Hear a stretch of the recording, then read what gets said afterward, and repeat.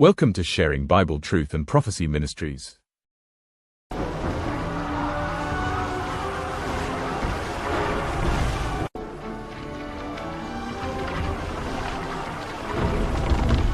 Welcome po kayo sa isa pang Bible Quiz Read Along sa ika-6 na kabanata ng Aklat ng Henesis. Kung ang Diyos ay pag-ibig, bakit nagkaroon ng malaking baha? Ang hamon sa atin ngayon ay isang natatanging pag-aaral na kung saan ay tatalakayin natin ang ika-6 na kapitulo ng Aklat ng Henesis na naglalaman ng mga mahihirap na tanong mula sa isa sa mga pinakamisteryoso at pinakamahalagang kabanata sa Biblia. Naisip mo ba ang tanong na ito? Kung ang Diyos ay pag-ibig, bakit niya ipinadala ang malaking baha? Sa video na ito, sama-sama muna po nating babasahin ang buong ika-6 na kabanata ng Henesis upang mas maunawaan po natin ang mahalagang kwento ni Noah, ang arko, at ang mga pangyayaring nagbunsod sa dakilang baha bago po natin simulan ang ating Read Along Bible Quiz sa Tagalog. Pagkatapos po nating basahin ang buong ika-6 na kabanata ng Henesis, susubukin naman natin ang ating kaalaman sa pamamagitan ng isang kapanapanabik at mapanghamong Bible Quiz sa Tagalog. Huwag muna po kayong aalis hanggang sa pinakahuling bahagi ng video na ito sapagkat sa pagtatapos nito ay malalaman ninyo ang sagot sa mahalagang tanong na kung ang Diyos ay pag-ibig, bakit niya ipinadala ang dakilang baha? Matututuhan din po ninyo ang mahahalagang aral mula sa ika-6 na kabanata ng Genesis na makatutulong upang higit na tumibay ang inyong pananampalataya at mas mapalalim ang inyong pagkaunawa sa pag-ibig, habag at katarungan ng Diyos. Sama-sama po nating simulan ngayon ang ating pag-aaral sa ika-6 na kabanata ng Aklat ng Henesis. Henesis Kapitulo 6, talatang 1. At nangyari nang magpasimula na dumami ang mga tao sa balat ng lupa at mangagkaanak ng mga babae. Talatang 2, na nakita ng mga anak ng Diyos na magaganda ang mga anak na babae ng mga tao, at sila'y nangagsikuhan ng kani-kaniyang asawa sa lahat ng kanilang pinili. Talatang 3, at sinabi ng Panginoon, ang aking espiritu ay hindi makikipagpunyagi sa tao magpakailanman, sapagkat siya may laman. Gayon may magiging 120 taon ang kaniyang mga araw. Talatang 4, ang mga higante ay nasa lupa ng mga araw na yaon, at pagkatapos din naman na makasiping ang mga anak ng Diyos sa mga anak na babae ng tao at mangagkaanak sila sa kanila, ang mga ito rin ang naging makapangyarihan ng unang panahon na mga lalaking bantog. Talatang 5, at nakita ng Panginoon na mabigat ang kasamaan ng tao sa lupa at ang buong haka ng mga pag-iisip ng kaniyang puso ay pawang masama lamang na parati. Talatang 6, at nagsisi ang Panginoon na kaniyang nilalang ang tao sa lupa at nalumbay sa kaniyang puso. Talatang 7, at sinabi ng Panginoon, lilipulin ko ang tao na aking nilalang sa ibabaw ng lupa, ang tao at gayon din ang hayop, at ang mga umuusad at ang mga ibon sa himpapawid, sapagkat pinagsisisihan ko na aking nilalang sila. Talatang 8, datapwat si Noe ay nakasumpong ng biyaya sa mga mata ng Panginoon. Talatang 9, ito ang mga lahi ni Noe. Si Noe ay lalaking matuwid at sakdal noong kapanahunan niya. Si Noe ay lumalakad na kasama ng Diyos. Talatang 10, at nagkaanak si Noe ng 3 lalaki, si Sem, si Cham at si Japheth. Talatang 11, at sumama ang lupa sa harap ng Diyos at ang lupa ay napuno ng karahasan. Talatang 12, at tiningnan ng Diyos ang lupa at narito sumama sapagkat pinasama ng lahat ng tao ang kanilang paglakad sa ibabaw ng lupa. Talatang 13, at sinabi ng Diyos kay Noe, ang wakas ng lahat ng tao ay dumating sa harap ko, sapagkat ang lupa ay napuno ng karahasan dahil sa kanila, at narito, sila'y aking lilipuling kalakip ng lupa. Talatang 14, gumawa ka ng isang sasakyang kahoy na gopher. Gagawa ka ng mga silid sa sasakyan at iyong sisiksikan sa loob at sa labas ng sahing. Talatang 15, at ganitong paraan gagawin mo, 300 siko ang haba ng sasakyan, 50 siko ang luwang at 30 siko ang taas. Talatang 16, gagawa ka ng isang durungawan sa sasakyan at wawakasan mo ng isang siko sa dakong itaas, at ang pintuan ng sasakyan ay ilalagay mo sa tagiliran. Gagawin mong may lapag na lalong mababa, pangalawa at pangatlo. Talatang 17, at ako, narito, ako'y magpapadagsa ng isang baha ng tubig sa ibabaw ng lupa upang lipulin sa silong ng langit ang lahat ng laman na may hininga ng buhay. Ang lahat na nasa lupa ay mga mamatay. Talatang 18, datapwat pagtitibayin ko ang aking tipan sa iyo, at ikaw ay lululan sa sasakyan, ikaw at ang iyong mga anak na lalaki, at ang iyong asawa, at ang mga asawa ng iyong mga anak na kasama mo. Talatang 19, at sa bawat nangabubuhay, sa lahat ng laman, ay maglululan ka sa loob ng sasakyan ng dalawa, sa bawat uri upang maingatan silang buhay, na kasama mo. Lalaki at babae ang kinakailangan. Talatang 20, sa mga ibon ayon sa kani-kanilang uri at sa mga hayop ayon sa kani-kanilang uri, sa bawat nagsisiusad, ayon sa kani-kanilang uri, 2 sa bawat uri, ay isasama mo sa iyo upang maingatan silang buhay. Talatang 21, at magbaon ka ng lahat na pagkain na kinakain at imbakin mo sa iyo, at magiging pagkain mo at nila. Talatang 22, gayon ginawa ni Noe, ayon sa lahat na iniutos sa kanya ng Diyos ay gayon ang ginawa niya. Natapos na po nating basahin ang ika-6 na kabanata sa aklat ng Henesis, isang napakahalagang kabanata na nagtuturo sa atin ng mahahalagang aral tungkol sa pagsunod sa Diyos, sa bigat ng kasalanan, sa kanyang makatarungang hatol, at sa kahalagahan ng pananatiling tapat sa Kanya sa gitna ng mahihirap na panahon.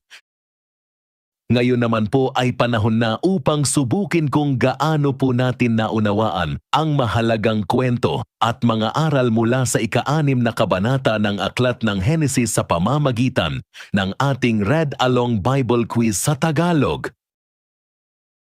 Handa na ba kayo? Narito ang mga dapat gawin sa ating Bible Quiz.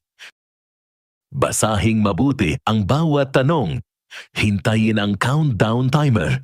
Isipin ang inyong sagot bago lumabas ang tamang kasagutan.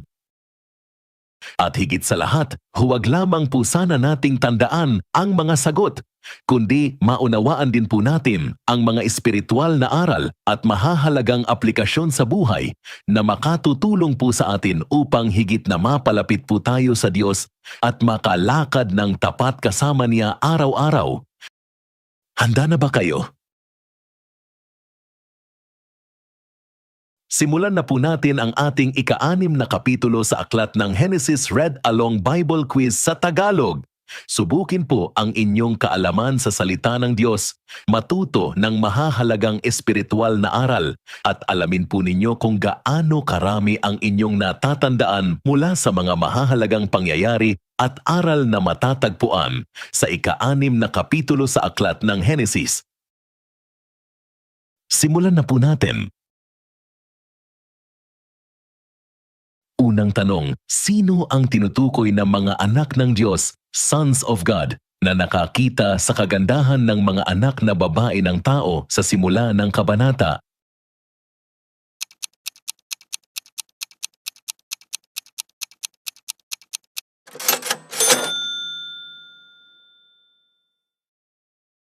Sagot, ayon sa pangunahing teolohikal na pananaw, ang mga banal na supling mula sa linya ni Seth na nakipag-asawa sa masasamang supling mula sa linya ni Cain.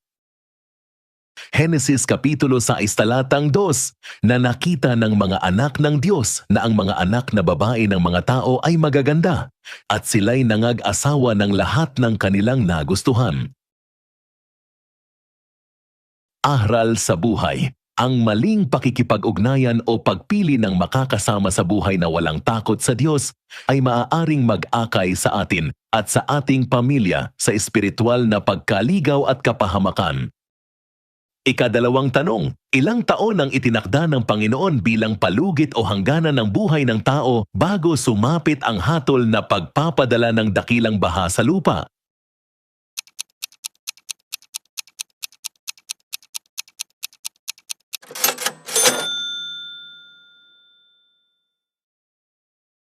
Sagot, 120 taon. Ito ang panahon ng pasensya ng Diyos habang ginagawa ang daong at binibigyan ng pagkakataon ang mga tao na magsisi. Henesis Kapitulo 6 talatang 3, at sinabi ng Panginoon, ang aking espiritu ay hindi makikipagpunyagi sa tao magpakailanman, sapagkat siya na may lamman, gayon may magiging 120 taon ang kaniyang mga araw. Aral sa buhay, ang pasensya at habag ng Diyos ay may hangganan. Huwag nating abusuhin ang panahong ibinibigay niya sa atin upang lumapit sa Kanya, magsisi at magbago. Ikatatlong tanong, ano ang tawag sa mga kilalang tao noong unang panahon na naging bunga ng pagsasama ng mga anak ng Diyos at mga anak ng tao?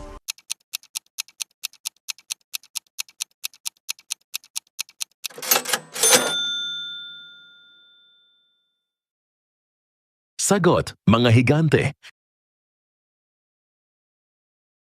Henesis Kapitulo 6 talatang 4, ang mga higante ay nasa lupa ng mga araw na yaon at pagkatapos din naman na makasiping ang mga anak ng Diyos sa mga anak na babae ng tao at mga kaanak sila sa kanila, ang mga ito rin ang naging makapangyarihan ng unang panahon na mga lalaking bantog. Aral sa buhay. Ang katanyagan, lakas at kapangyarihan sa lupa na walang pagkilala sa Diyos ay walang saysay at madalas na pinagmumulan ng higit pang kasamaan at karahasan. Ikaapat na tanong, paano inilarawan ng Panginoon ang kalagayan ng puso at pag-iisip ng tao bago niya ipinasya na gunawin ang mundo?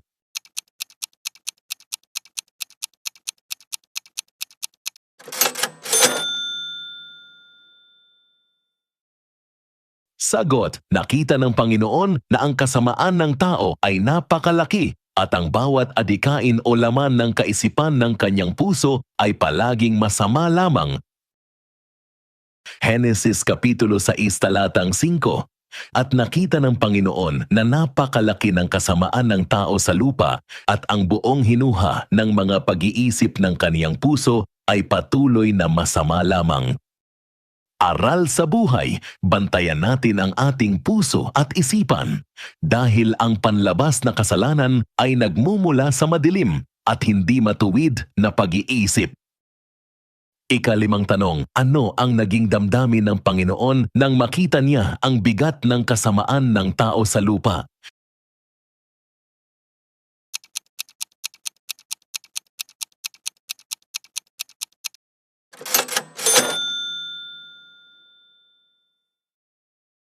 Sagot, nalungkot ang Panginoon at nagsisi na kanyang ginawa ang tao sa lupa at ito ay nagdulot ng matinding pighati sa kanyang puso.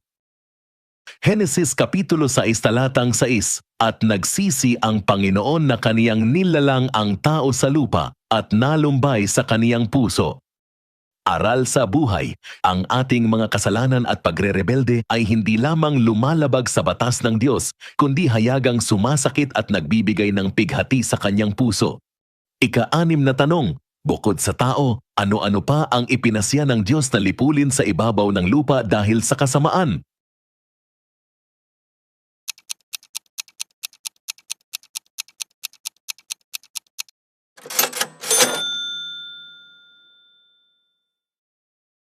Sagot, ang mga hayop ang lahat ng mga gumagapang at umuusad sa lupa at ang mga ibon sa himpapawid.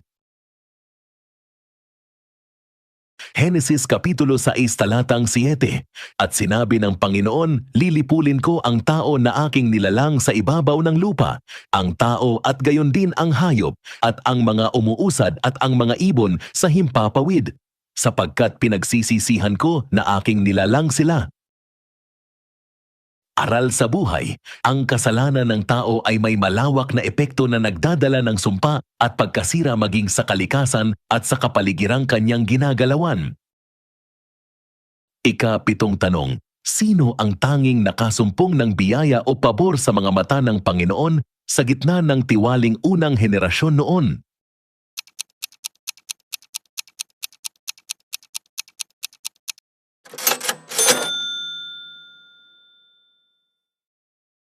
Sagot, si Noe. Henesis Kapitulo 6 talatang 8. Datapwat si Noe ay nakasumpong ng biyaya sa mga mata ng Panginoon.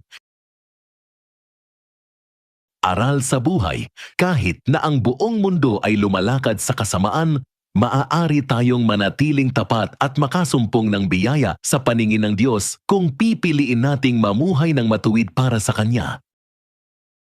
Ika-8 tanong, ano ang 3 katangiang taglay ni Noe sang-ayon sa Henesis Kapitulo 6 talatang 9 na nagpaliwanag kung bakit siya naiiba sa kanyang mga kapanahon?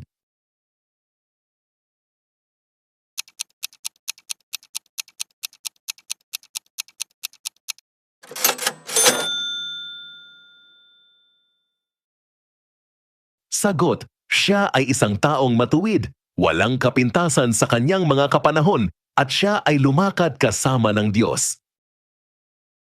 Henesis Kapitulo 6 talatang 9, ito ang mga lahi ni Noe. Si Noe ay lalaking matuwid at sakdal noong kapanahunan niya. Si Noe ay lumakad na kasama ng Diyos. Aral sa buhay, ang tunay na kabanalan ay ang patuloy na paglakad kasama ng Diyos araw-araw na nagbubunga ng katapatan na nakikita ng iba kahit sa gitna ng masamang sanglibutan. Ika-9 na tanong, sino-sino ang 3 anak na lalaki ni Noe?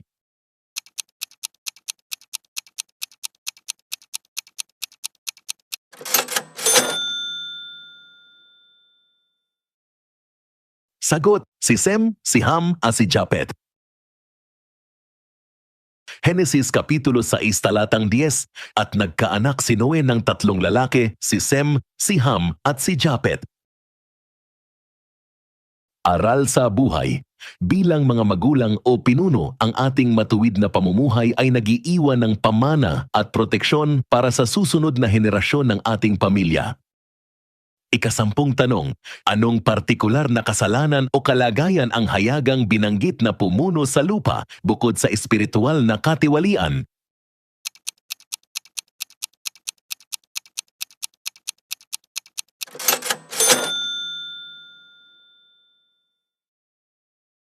Sagot, ang lupa ay napuno ng karahasan. Henesis Kapitulo 6 talatang 11, at sumama ang lupa sa harap ng Diyos at ang lupa ay napuno ng karahasan. Aral sa buhay, kapag tinalikuran ng tao ang Diyos, nawawala ang pagpapahalaga sa buhay ng kapwa na nagbubunga ng pag-aaway, pang-aapi at karahasan. Ika-11 tanong, nang tiningnan ng Diyos ang lupa, ano ang nakita niya?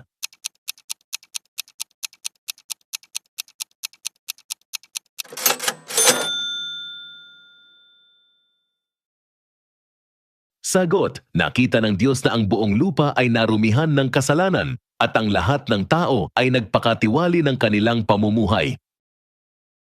Henesis Kapitulo 6 talatang 12, at tiningnan ng Diyos ang lupa at narito sumama sapagkat pinasama ng lahat ng tao ang kanilang paglakad sa ibabaw ng lupa. Aral sa buhay, walang maitatago sa paningin ng Diyos. Nakikita niya ang lahat ng ating ginagawa at ang kanyang paghatol ay matuwid at laging nakabatay sa katotohanan. Ika-12 tanong, Ano ang naging hatol at pahayag ng Diyos kay Noe tungkol sa kahihinatnan ng mga tao dahil sa kanilang kasamaan?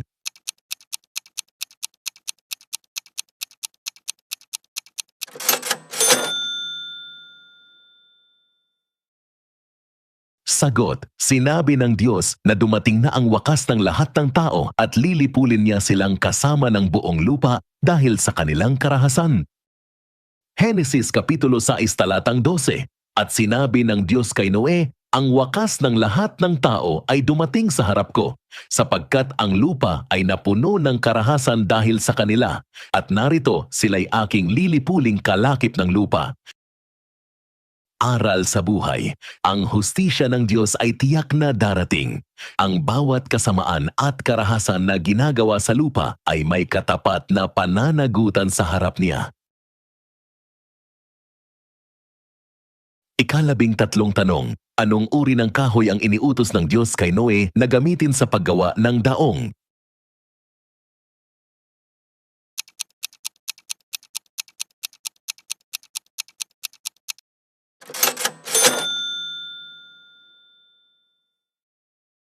Sagot, kahoy na gopher.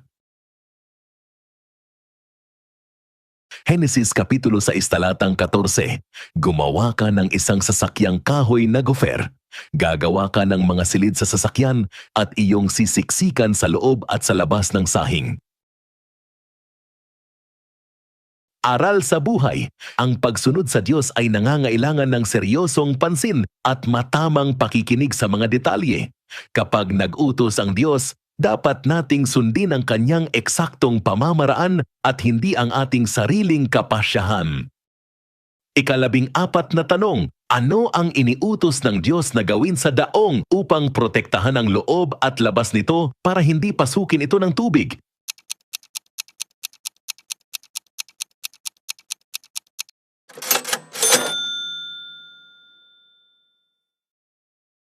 Sagot, iniutos ng Diyos na pahiran o takpan ito ng sahing o dagta, pitch or tar, sa loob at labas ng daong. Henesis Kapitulo 6 talatang 14. Gumawa ka ng isang sasakyang kahoy na gopher. Gagawa ka ng mga silid sa sasakyan at iyong sisiksikan sa loob at sa labas ng sahing. Aral sa buhay, ang Diyos ang nagbibigay ng paraan ng kaligtasan sa lahat ng kaniyang nilalang, at tungkulin naman nating tanggapin at sundin ang proteksyong ibinibigay niya sa atin. Ika-15 tanong, ano ang eksaktong sukat ng haba, luwang at taas ng daong na ibinigay ng Diyos sa siko o cubits?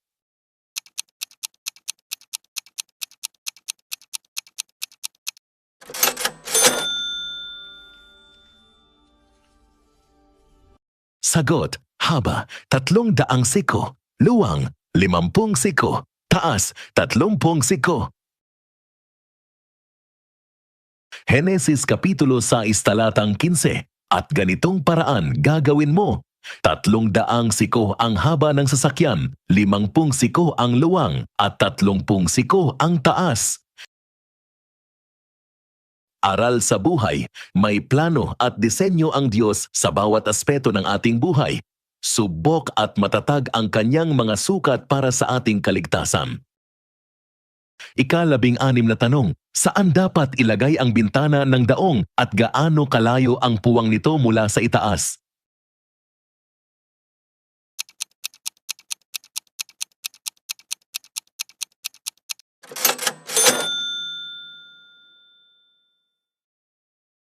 Sagot, dapat gumawa ng bintana para sa daong at tatapusin ito sa sukat na 1 siko mula sa itaas. Henesis Kapitulo 6 talatang 16, gagawa ka ng isang durungawan sa sasakyan at wawakasan mo ng 1 siko sa dakong itaas.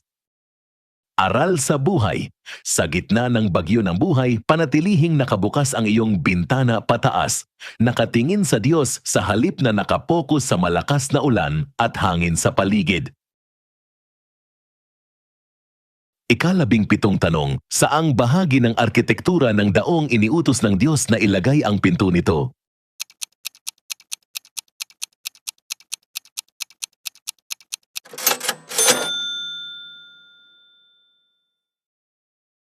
Sagot, ang pinto ng daong ay dapat ilagay sa tagiliran nito. Henesis Kapitulo 6 talatang 16. At ang pintuan ng sasakyan ay ilalagay mo sa tagiliran. Gagawin mong may lapag na lalong mababa, pangalawa at pangatlo. Aral sa buhay. May iisang pinto lamang patungo sa kaligtasan na itinakda ang Diyos na sumisimbolo kay Jesus. Kung hindi tayo papasok sa pintong iyon, mananatili tayo sa labas ng kanyang proteksyon. Kaya ang sabi sa aklat ng Juan Kapitulo 10 talatang 9 ay ganito, Ako ang pintuan, ang sinumang pumasok sa pamamagitan ko ay maliligtas. Siya ay papasok at lalabas at makasusumpong ng pastulan. 18 tanong, ilang palapag ang dapat ilagay sa loob ng daong ayon sa utos ng Diyos?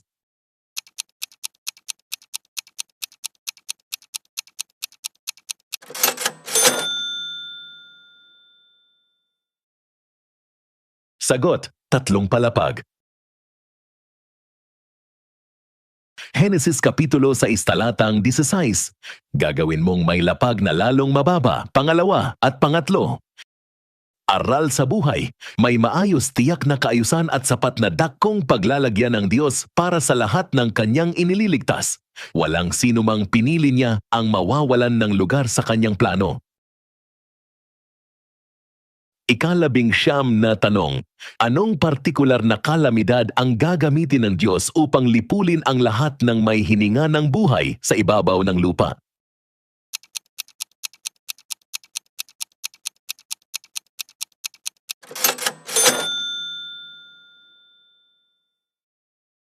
Sagot, isang baha ng tubig. Henesis Kapitulo 6 talatang 17.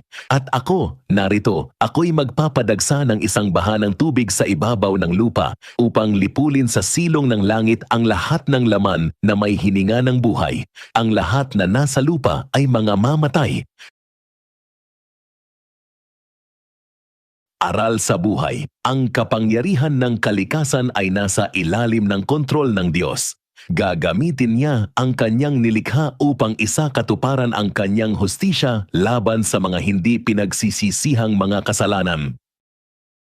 20 tanong, saang talata sa Henesis Kapitulo 6, unang binanggit ng Diyos ang salitang tipan o covenant at kanino niya ito sinalita?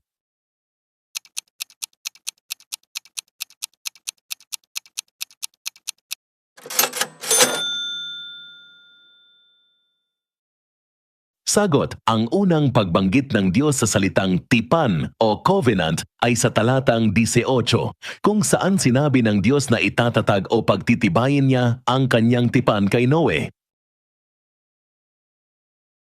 Henesis Kapitulo 6 talatang 18. Datapo at pagtitibayin ko ang aking tipan sa iyo, at ikaw ay lululan sa sasakyan, ikaw at ang iyong mga anak na lalaki, at ang iyong asawa, at ang mga asawa ng iyong mga anak na kasama mo.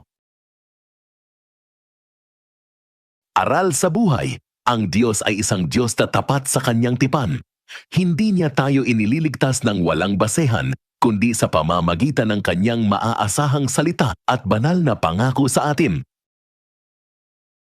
21 tanong, sino-sino ang iba pang mga pinayagang pumasok sa loob ng daong kasama ni Noe upang maligtas sa baha?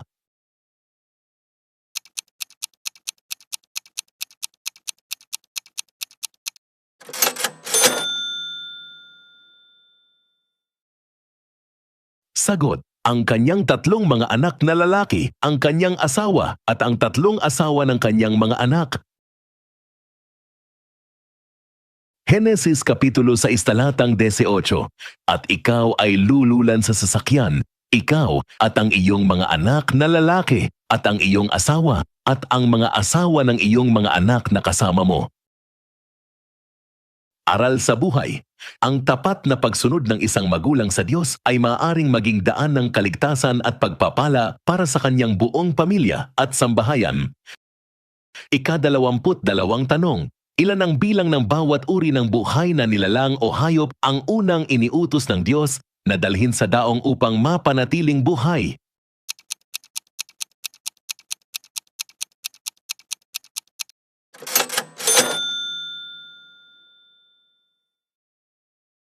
Sagot, 2 sa bawat uri, isang lalaki at isang babae. Henesis Kapitulo 6 talatang 19, at sa bawat nangabubuhay sa lahat ng laman ay maglululan ka sa loob ng sasakyan ng 2 sa bawat uri upang maingatan silang buhay na kasama mo, lalaki at babae ang kinakailangan. Aral sa buhay. Pinapahalagahan ng Diyos ang buhay ng lahat ng kanyang nilikha. Sa kabila ng kanyang matinding hatol, laging may plano ang Diyos para sa isang bagong simula. Ika-23 tanong, ano pa ang iniutos ng Diyos na ipunin at dalhin ni Noe sa loob ng daong bukod sa mga hayop at kanyang pamilya?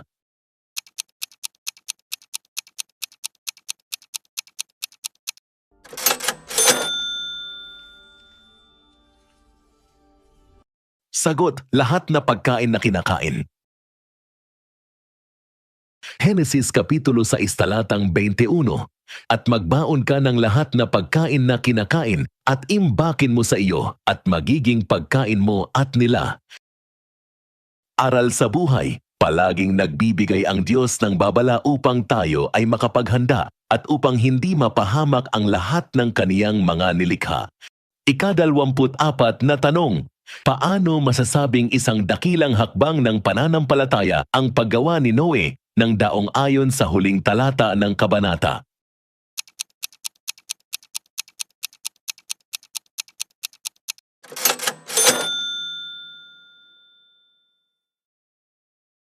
Sagot, naniwala at sumunod si Noe sa sinabi ng Diyos sa kanya tungkol sa isang malaking baha na ipadadala kahit wala pa siyang tandang nakita at hinarap niya ang posibleng pangungutya sa kanya ng mga tao habang itinatayo niya ang daong. Henesis Kapitulo 6 talatang 22, gayon ginawa ni Noe, ayon sa lahat na iniutos sa kaniya ng Diyos ay gayon ang ginawa niya. Aral sa buhay. Ang ganap na pagsunod sa kalooban ng Diyos ay madalas na nagmumukhang kamangmangan sa mata ng madla. Ngunit ang Diyos na nakakakita ay hinding-hindi magpapabaya sa tapat na anak niya. Ika-25 tanong, paano ipinakita sa kabuuan ng Henesis 6 ang matuwid na hustisya at biyaya ng Diyos bago ang baha?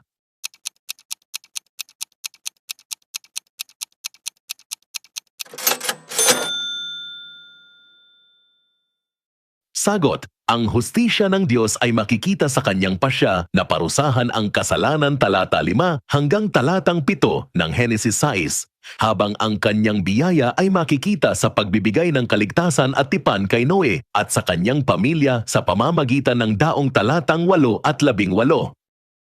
Aral sa buhay, sa harap ng darating na paghuhukom ng Diyos sa mundo, ang tanging ligtas na takbuhan natin ay ang kanyang biyaya na matatagpuan lamang sa pananampalataya at pagsunod natin kay Hesukristo na Panginoon natin. Na siya ang pintuan ng daong at ang tanging daan, katotohanan at buhay. Juan Kapitulo 14 talatang 6. Maraming salamat po sa pagsama ninyo sa ating Henesis 6 Bible Quiz Read Along sa Tagalog. Naway nakatulong po sa inyo ang video na ito upang mas lalo po ninyong makilala ang salita ng Diyos at mapatatag ang inyong pananampalataya sa Kanya. Kung kayo po ay pinagpala ng video na ito, ay huwag po ninyong kalimutang mag-like, mag-share, mag-comment, mag-subscribe at i-click nyo po ang notification bell upang makatanggap ng mga susunod pang Bible quizzes, devotionals at prophecy videos.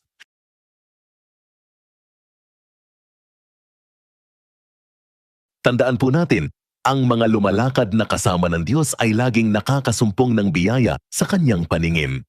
Pagpalain po kayong lahat ng Panginoon palagi.